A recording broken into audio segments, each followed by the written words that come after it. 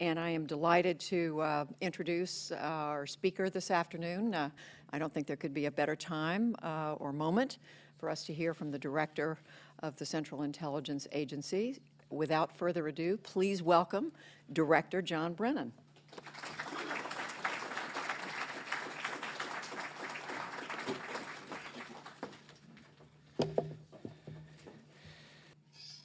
Another example is the array of technologies, often referred to collectively as geoengineering, that potentially could help reverse the warming effects of global climate change.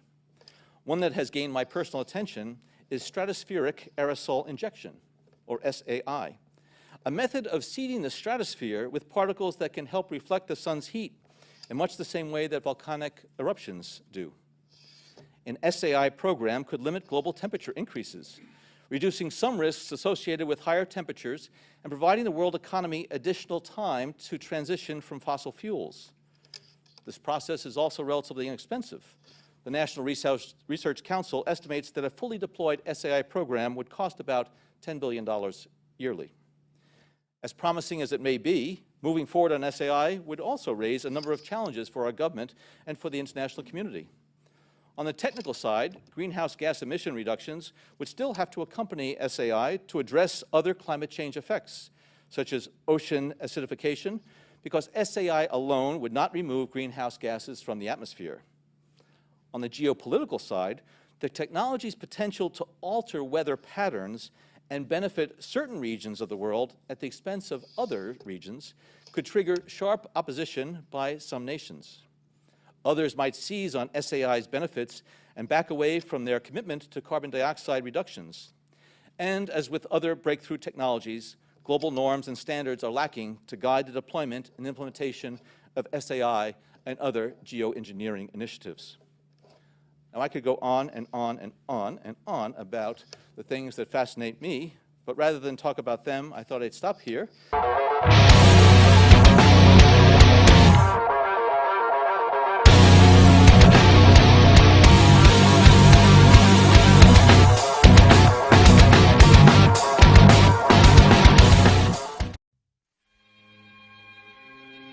Governments lie all the time.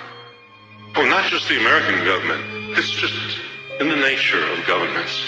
Well, they have to lie. And since they don't represent the people, and so since they act against the interests of the people, the only way they can hold power is if they lie to the people. You don't know what I know. You can't see the spreading stain of deception. I am cruel to myself. Things will never be the same. If they told people the truth, they wouldn't last very long. I will hold my silence like a weapon in my hand. If I used it, I would murder myself.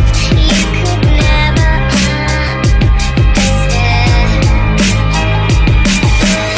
Columbus came ashore greeted with nothing but niceness, sailing west in attempt to find golden spices, dominated by the popes and frenzy for ISIS. The Catholic Church expelled Jews and claimed it was righteous. The first man to see land would get a reward and get a yearly pension for life, clearly from God. A young sailor saw land, said we isn't far. Columbus lied, said he saw it the evening before. They touched ground, they were greeted by the Arawak. Columbus had them locked up as prisoners in an hour flat. He wanted to find a source of gold, and that was that. And when they thought that wasn't fair, then he stabbed they back. When there was no more gold, he took slaves instead and left 250,000 Indians in Haiti dead. The men died in mines, the women died at work, the children died from lack of milk and they died in the dirt. They were just taking advantage of a passive people. They were just being the savages of massive evil. That's the church work, that's the path of massive ego. That's the blood of Abraham being stabbed by the steeple. At 16, 19, they were patiently waiting for a ship to carry slaves that was changing the nation. The white man was a cannibal praying to Satan.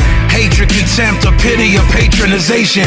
That's the cornerstone, everything racism based in. The African had a more advanced civilization. Black was slave, master was white, rationalization. 50 million dead, that's Western civilization.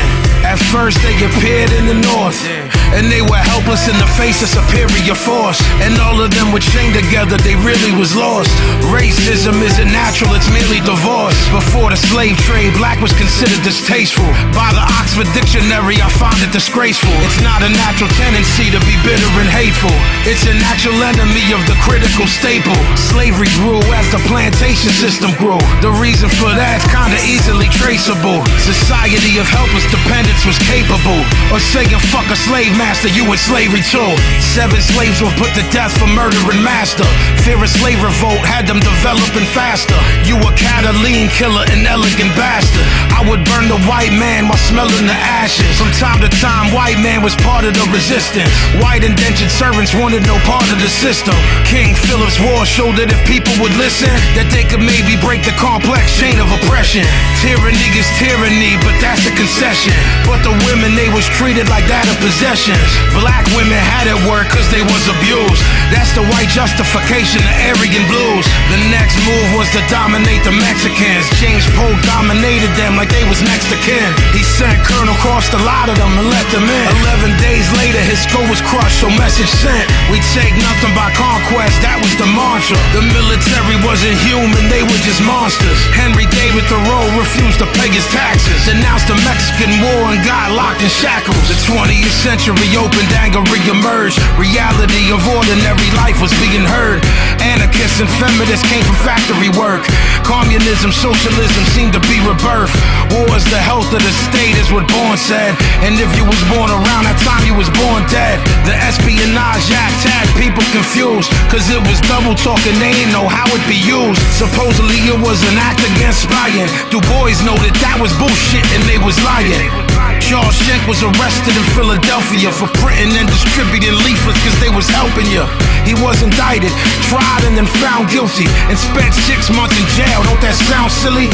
Had his freedom taken away by his own nation. But there's a lesson, do not submit to intimidation. The act still exists today and the shit is real. Supposedly Kennedy tried to have that shit appealed. Eugene Debs did 10 years for no purpose.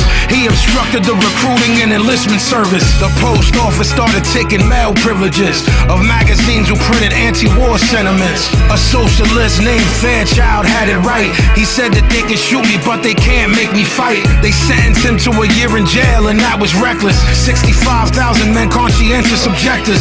They were sent to army bases to work there. They were treated sadistically and were hurt there. They were strangled with a hemp rope till they collapsed. And officers punched their stomach and their lower back. A garden hose was placed on their face with a nozzle about 6 inches from them so they couldn't swallow. The war ended in 1918. The government was just trying to wipe the slate clean. Hemingway wrote Farewell to Arms. Dalton Trumbo wrote Johnny Got His Gun. The war was over but they didn't learn their lesson. Twin tactics of control, reform and repression. The patriotic fervor of war had been invoked. That's why the country that you live in is a fucking joke. You cannot be neutral on a moving train. This is a story about the lies that your teacher told you. This is real, actual, factual. No lies in the whole record. If you don't believe me, look it up. I'm trying to share the shit that I learned with y'all. Do the knowledge. Your government does not care about you. The people in power do not care about you. Understand that. Power to the people.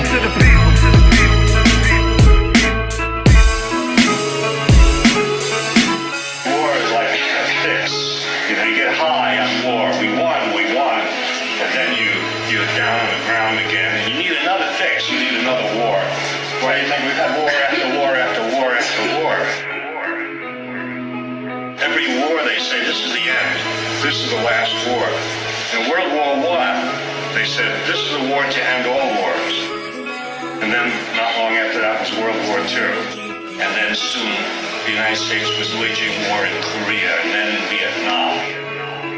If you study history, what you learn is that wars are always accompanied by lies. Wars are always accompanied by deception.